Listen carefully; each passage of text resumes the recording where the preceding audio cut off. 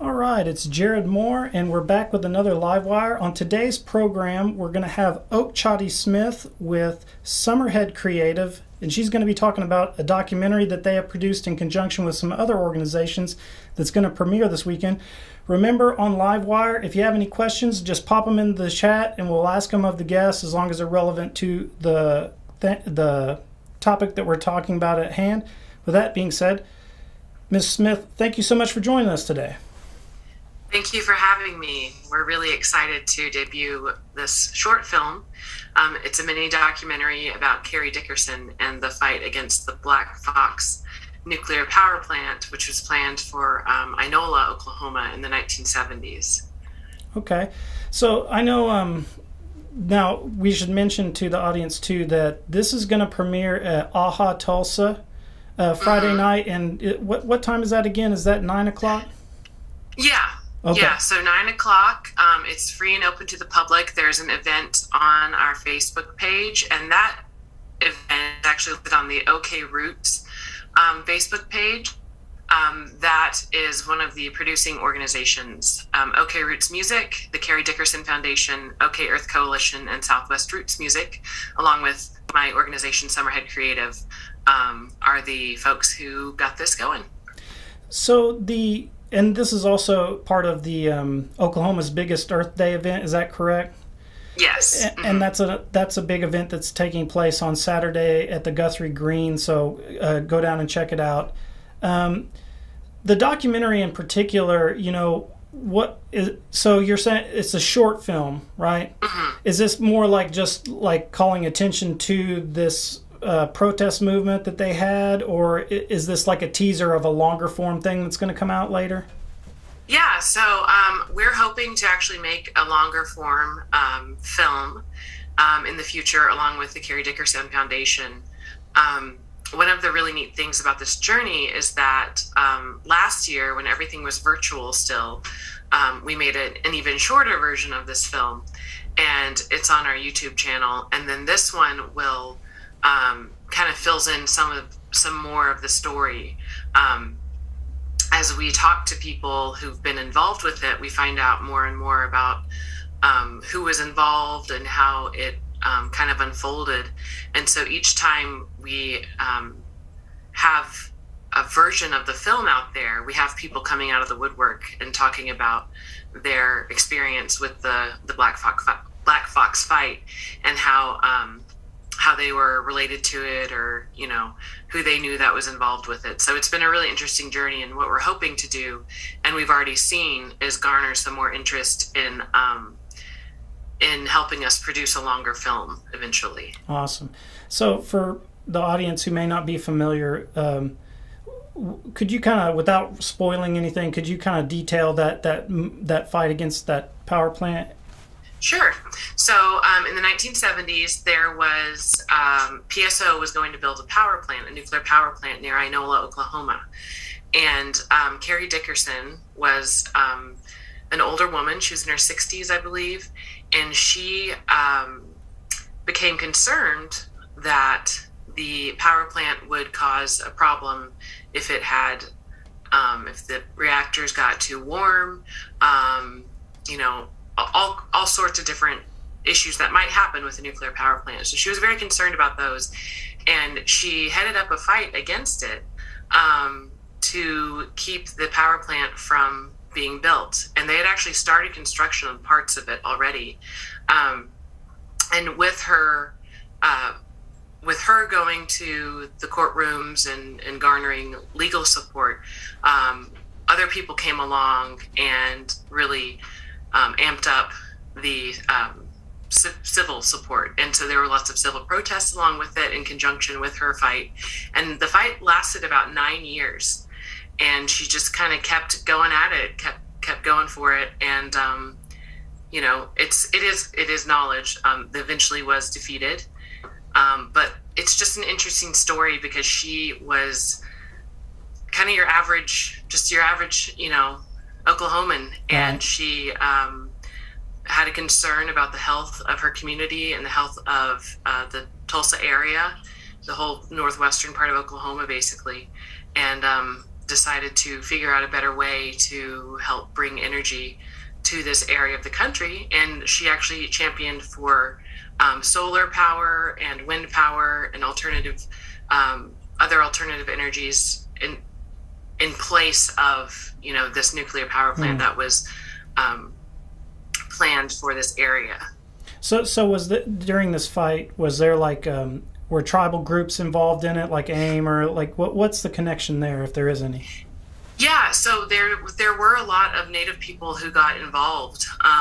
Philip Deere was part of the protest. They did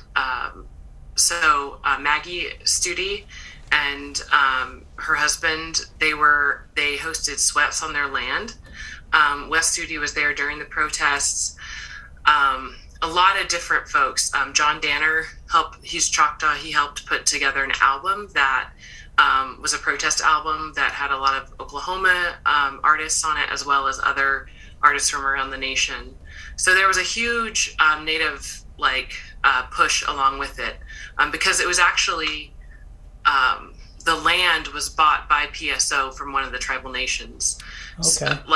Before everything kind of started going, from what I understand, and so they kind of had a vested interest in trying to keep everything as healthy as possible around there.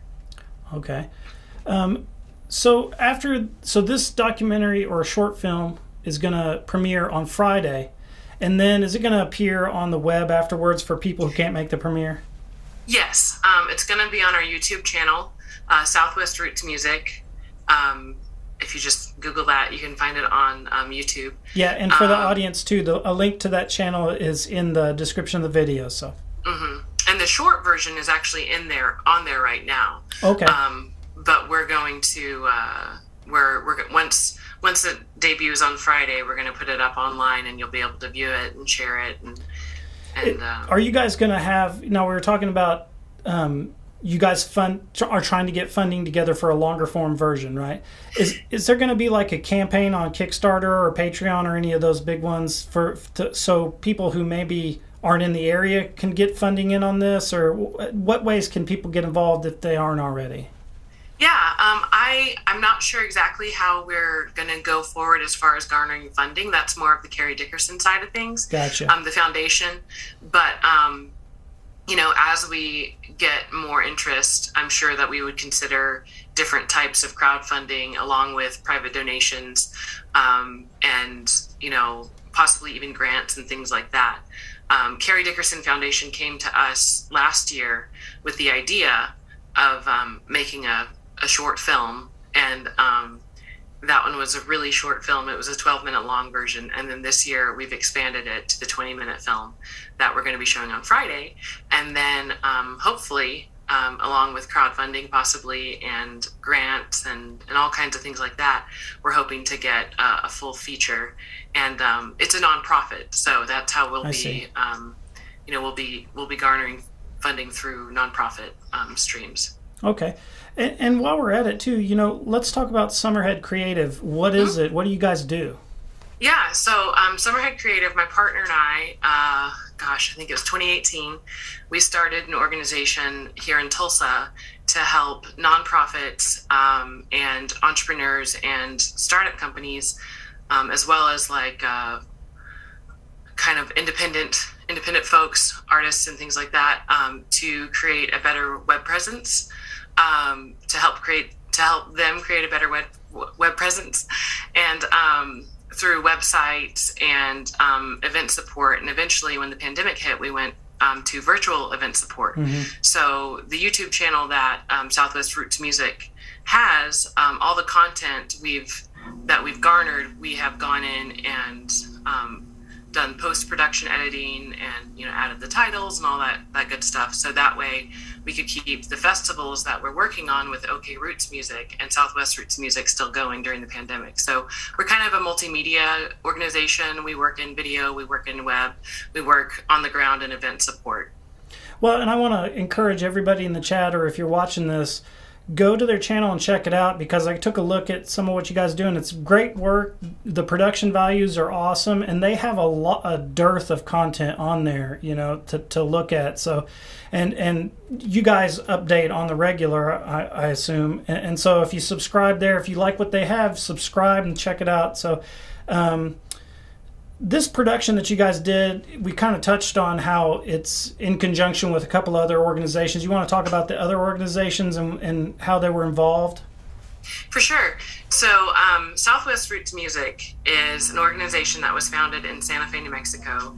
And basically the Oklahoma arm of that is OK Roots Music. The parent company is Southwest Roots Music, but the founder moved to Tulsa after founding Southwest Roots Music. And so with that, he brought a lot of that type of programming here, and it's called OK Roots Music. So those two organizations basically produced the film. And then Carrie Dickerson Foundation is the organization that has a lot of her archival pictures and newspaper clippings and media, and they're kind of stewards of that of her legacy. And then OK Earth Coalition is actually OK Roots Music, Carrie Dickerson Foundation, Green Country Sierra Club, other organizations around this area and throughout Oklahoma that are associated with the Earth Day event that we put on every year. Mm-hmm. So all of those organizations together, we all collaborated, and then Summerhead Creative was the organization that kind of put that film together. But all of us worked together in getting the funding and the information, kind of collecting it, and then getting it into a form that we could put out as a film. Because interestingly enough, a lot of the footage is archival, and then the interviews were done during the pandemic, so they're very much like distanced. We've got people who've sent stuff in, they filmed it, mm-hmm. Talking on their cameras.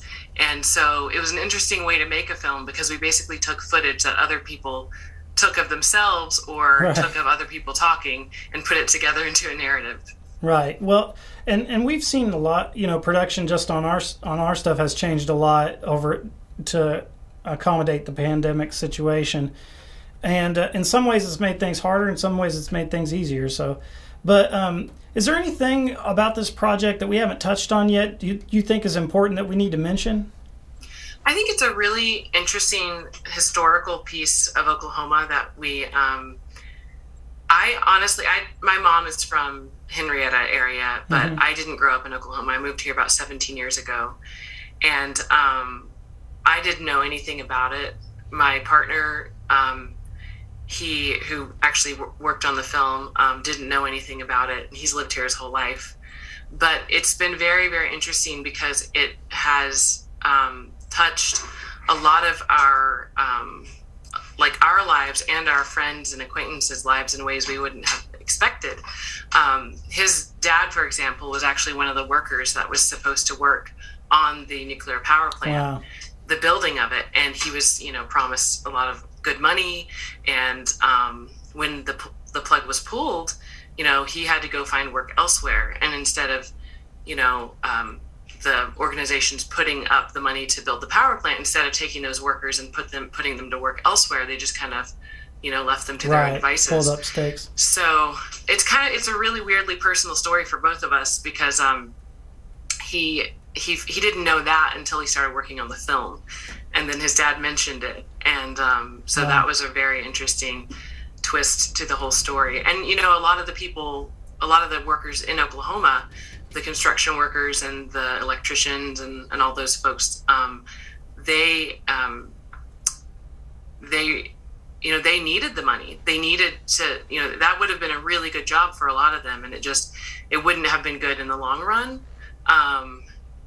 But it could have gone very, very badly for the area in the long run. But at the same time, people also needed work at the time, mm-hmm. too. So, and Carrie Dickerson was really, really compassionate to that. And she was also compassionate even to PSO. You know, there's a part in the film where she talks about having to treat them like they're her family or her neighbors. And so it's a really interesting story in that it's definitely kind of a protest story, but it's also more about, like, if we work together on making something that is better for all of us, then we can really create a lot and accomplish a whole lot. You know, you mentioned Carrie Dickerson is kind of like the subject of the story, and the Carrie Dickerson Foundation is also kind of like one of the people who approached you guys to start this project. I don't know anything about the story myself. That's one of the reasons I think it's so interesting. But what is the Carrie Dickerson Foundation? Is that like, how did she get to foundation status? Is it because of this issue, or is it some philanthropy, or? Yeah, it's because of this issue. She was essentially an anti-nuclear activist, but not one who, you know, started out being, you know, she was before the Black Fox fight, she owned a nursing home near Inola, Oklahoma. She was a quilter. Wow. She was a grandma. She was, you know, someone who pretty much had no idea she would go into activism in her 60s. Right. You know, so for her to kind of just the story kind of fell into her lap. She was like someone left a newspaper out at work, and she read it and started researching it, and kind of just decided to start heading this fight up, because one of her main points is that the Verdigris River. I'm from Georgia, and I still call it Verdigris instead of Verdigris. Yeah. But she said, you know, that was the river that was supposed to cool the core. And she said, you know, even back then, you could walk across it in the summer and not get your feet wet. So she was like, how is that supposed to you know, there's no way the volume of water that we need to keep the core cool is inaccessible. And so she just kind of saw that as someone who lived there her whole life, and decided to try to find a better way to bring energy to this area. Well, it sounds that's how she got her foundation. I see. So, yeah. Well, it sounds very interesting, and it's something that I myself hadn't heard of, and I've been here forever. So I relate to everything that you're saying on that front. And once again, if you're just tuning in, this is going to premiere at Ahha Tulsa Friday night at 9. Are there tickets, or is it open to the public? How's that going to work? Yeah, so it is a limited space. So we have an event for it, and if you go on the event and you click the registration link, it's an Evite link, Eventbrite, then, and put your name on the list, then, you know, when you come in, we'll just say, are you here for the Carrie Dickerson screening? And they'll let you in. So, like I said, it's a limited space. So you'll want to go on there and register beforehand. Okay. But you can, you know, put yourself down, put a couple people down, 3 or 4 people, just whoever's in your party. And then that'll be your ticket essentially into the event. Awesome. And if you can't get to the event to catch the event, or you can't get tickets, you can also check it out on the YouTube channel. That there's a link for it, the Southwest Music Roots YouTube channel that's in the description for this video. So you can always check it out there. That's going to premiere after the fact, or I think you said it's already up, right? Well, the shorter version of it is on the channel right now. So then the currently full length version will be up after, like, on Friday or after Friday. Okay. And then we'll actually be having our big Earth Day celebration on Saturday on the Guthrie Green. OK Roots Music, Carrie Dickerson Foundation, OK Earth Coalition, Summerhead Creative will all be there for that. And we'll have speakers, some of whom have been involved with the Carrie Dickerson fight. And then also we'll have music. Our headlining performer is John Fulbright, so that's exciting. Awesome. And we'll have Autumn Shade and Wheat Penny, some food trucks and things like that. So we'll all be there in person. So if you want to come out and, you know, visit with Marilyn McCullough, who's the executive director of the Carrie Dickerson Foundation, she'll be out there. like I said, the rest of us will all be out there too. So we'll have a lot of really interesting folks speaking as well. Rebecca Jim with the Tar Creek movement is going to be there. Just a lot of really fun, like interesting, involved people. So you can see that also. Awesome. Well, I wanted to thank you for coming on the program. It warms the cockles of my heart anytime I see another citizen that's out there doing the kind of community outreach stuff that you're doing. And it's even cooler that you guys are kind of like showing a light on an unknown movement and a whole kind of a dramatic story that happened in Oklahoma that I don't know. I've never heard of it, so I don't know if it's like something that's like a secret or what, but it's really cool that you guys are doing this. I look forward to seeing the long version of it when it pops up on the web. Anything that you guys, Summerhead Creative, has going in the future, you know, shoot me an email. We'll be glad to have you on the program again and talk about it. Or if you guys need any help or anything else, let us know, because what Mvskoke Media is here to do is try to get the information out to citizens and also show citizens, other citizens that are out there doing stuff that maybe wouldn't be associated with tribal citizen or maybe is like information about tribal involvement in issues that you just don't hear because it hasn't ever been publicized before. So thanks so much for coming on. And we don't have any questions in the chat that popped up, so I think we're all good. Is there anything you'd like to add before we wrap? Well, I just want to say Mado, and I'm really glad that we got to connect, and I think it's a really, really cool thing what you're doing as well. And I really enjoy activist work, but my background is actually in theater and music, and so doing the activism work and kind of, you know, that sort of nonprofit, supporting nonprofits and activism through theater, through film, through music, has always been my passion. So I've really enjoyed doing this, you know, making this film happen, and also working with OK Roots Music. And you know, I think there's all kinds of ways to be a community player and to bring voices of your community, you know, lift those up.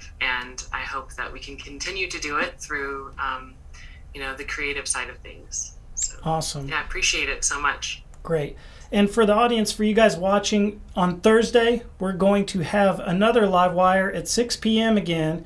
And we're going to have Siobhan Agee on. She's going to talk about the art market that's also this weekend, because I know we had some requests in the chat for us to do a program on the art market. So that's going to be on Thursday. Tune in for that. I will be on Friday night at the reception for the art market to find out who the winning artists are. They're giving out awards to selected pieces, and then I'll have probably a piece up on that on Monday about that. So check back into our channel later on to see what's up, or you can turn on your notifications if you're subscribed, and you'll get a notification as soon as it's posted. With that being said, thanks so much, Okcate Smith, for coming on the program. You guys are doing great work, and we're going to sign out. Okay, thank you so much.